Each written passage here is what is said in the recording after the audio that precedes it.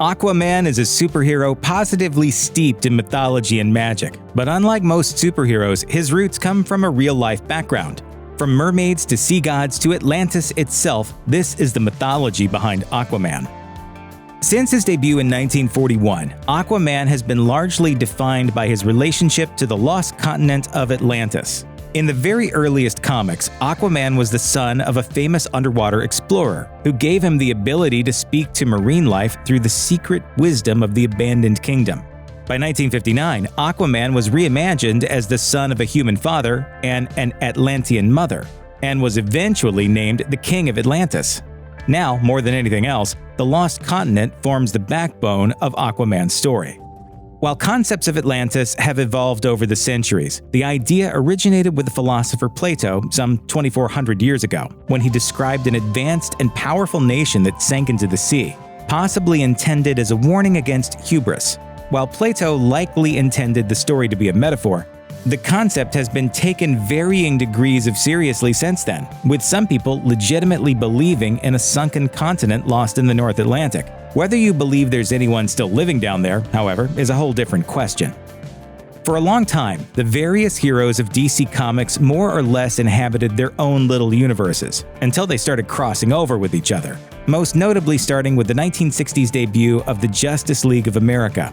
Once Aquaman and Superman were shown to clearly live in the same world, however, the question arose: why do the inhabitants of Atlantis in the Aquaman comics look just like people, while the Atlanteans in Superman comics are more like mermaids? The 1990 series The Atlantis Chronicles answers that question by explaining that Atlantis was a continent with multiple major cities, including Poseidonus, where the human-looking Atlanteans lived, and Tritonus, where the inhabitants were transformed by magic into mermaids. So Aquaman himself was from the former, while Lori Lamaris, for example, was from the latter. This arrangement has been changed by a number of continuity reboots, but currently, humanoid and non-humanoid Atlanteans live side by side. Chances are extremely good that you are familiar with mermaids, as folklore traditions from all over the world theorize the existence of half-human, half-fish creatures. Many of these are likely to be inspired by sightings of marine animals such as seals, manatees, and walruses. Mostly, however, the traditionally folkloric mermaid is beautiful and alluring, but often dangerous too, sometimes offering their love while luring mortals to their deaths. They're also frequently mentioned as living for 300 years and having no souls, but that's not usually part of the whole Aquaman thing. Except for that one time when Aquaman's hand was a magical shape-shifting harpoon, the weapon most associated with the Lord of the Seas is the Trident. While not always explicitly the case, Aquaman's main trident in his role as the true monarch of Atlantis is usually the Trident of Poseidon. This three-pronged spear is supposed to be the weapon of the god himself, and, as such, possesses multiple powers, including the ability to control the water of the sea, command the weather, or even summon rainbows, just in case that's a thing you want to do. In the 2011 reimagining of Aquaman's world, the Trident was merely one of a set forged by the first king of Atlantis, but nevertheless remains immensely powerful.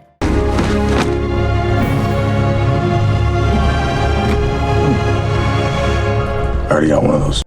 The original Trident of Poseidon from Greek mythology was one of the magical weapons forged for the sons of Cronus by the Cyclopes to aid in their war against the Titans. The Trident was Poseidon's most notable attribute in art and was likely meant to resemble a fishing spear.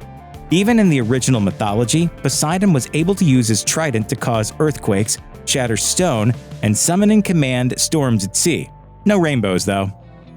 According to Plato, the most notable thing about Atlantis was its military might, but over the centuries, the Atlanteans have come to be thought of as a civilization mighty in both science and magic.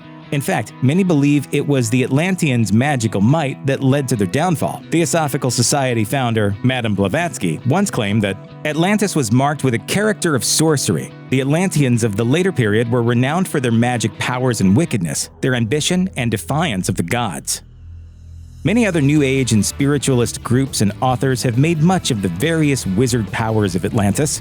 The comics have been no exception either, as magic has been a major element in most versions of the Aquaman canon, perhaps most notably in the comics of the 1990s.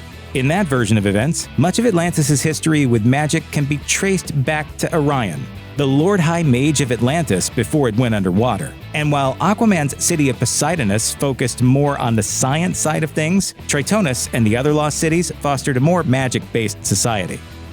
Poseidon is probably one of the best-known Greek gods. After all, he is the king of some 3/4 of the earth. Beyond the sea, however, he's also the god of earthquakes, drought, and horses for some reason. Together with his brothers Zeus and Hades, he rules one of the 3 main realms of human existence, the brothers having cast lots to see who would control what after their victory over the Titans. Like most Greek gods, Poseidon can be somewhat fickle in his loyalties. He helped the Trojans build their city walls, but when they skimped on payment, he sent a sea monster to destroy them. He subsequently supported the Greeks during the Trojan War, but when the Greek warrior Odysseus killed Poseidon's son, Polyphemus, Poseidon hounded him across the oceans for the better part of a decade. The Poseidon in the Aquaman comics can be similarly unpredictable, though he's generally portrayed as an antagonist. In an appearance in 1964, Poseidon kidnaps Aquaman's soon-to-be wife, Mera, and only relinquishes her after Aquaman travels through time to conquer him. In the 1990s, Poseidon made Aquaman fight his son Triton for the title of Lord of the Sea and blinded Aquaman when he won. The god of the sea changes his tune, however, when Aquaman rescues him from Hades, at which point he reluctantly awards Aquaman his trident. Like so many other Greek gods, Poseidon has a whole bunch of children by lots of different mortal women. His most famous child, however, is probably Triton, who is the merman son of Poseidon and his wife Aphrodite. And Triton is a major player in the Aquaman comics too. In the 1990s series, Triton was the big bad of what is more or less the climactic story of that era, the same storyline that ended with Aquaman being struck blind by Poseidon for defeating him. Later, Poseidon resurrects his son, but feeling the contempt his father holds for him, Triton kills Poseidon and takes his power. Aquaman then has to travel to the realm of the dead in order to save the god of the sea and defeat his dangerous son. While Aquaman is most associated with his home of Atlantis, many stories feature him leaving his native kingdom and exploring new corners of the world. One such story began in 2002, with Aquaman being exiled from not only Atlantis but the entire ocean and left ashore to dehydrate. Fortunately, Aquaman is rescued by the Lady of the Lake, who gives him access to the Secret Sea, an interdimensional reservoir of healing energy. The Lady of the Lake not only saves his life, but replaces the iconic harpoon hand of the 1990s with the less well-known magical water hand that Aquaman bore for most of the 2000s. The Lady of the Lake is a major yet mysterious figure from Arthurian legend.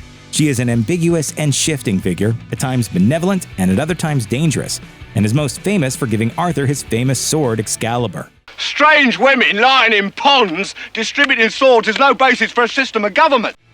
The Lady of the Lake has a similarly hard-to-grasp motivation in the Aquaman comics, which touch on Arthurian themes surprisingly rarely for a series that is quite literally about a king called Arthur.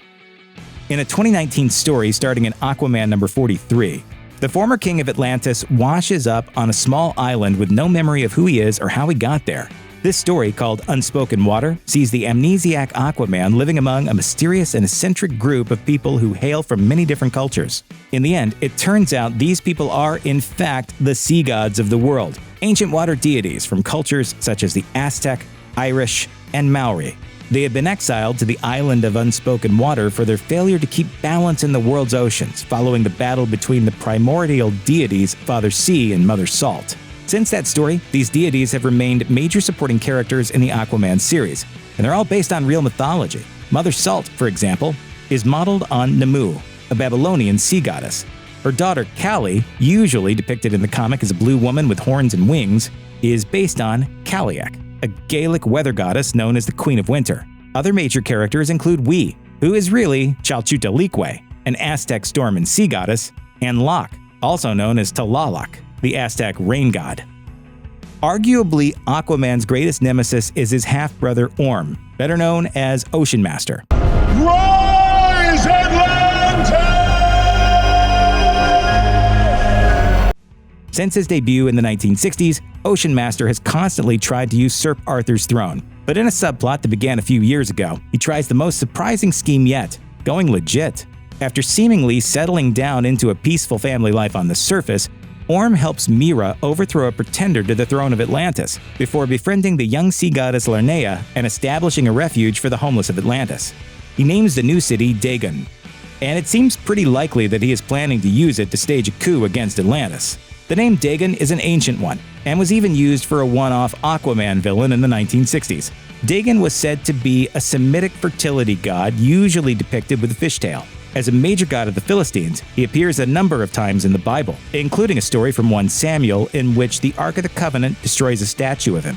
The ancient deity also inspired the famous H.P. Lovecraft haunted seafloor story, Dagon.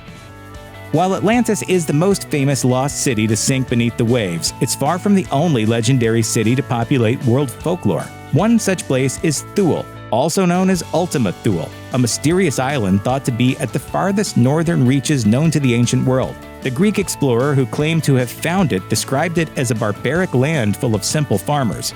Also, the sun only set once a year.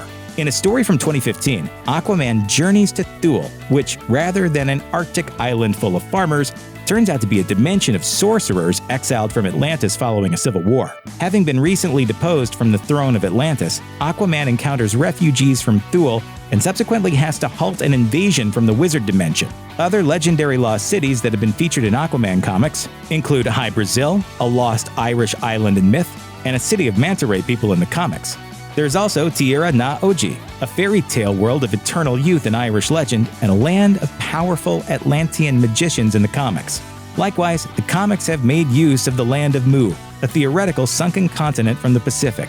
Honestly, if anything, it kinda sounds like Aquaman needs to figure out who keeps sinking these islands. Check out one of our newest videos right here. Plus, even more grunge videos about your favorite stuff are coming soon. Subscribe to our YouTube channel and hit the bell so you don't miss a single one.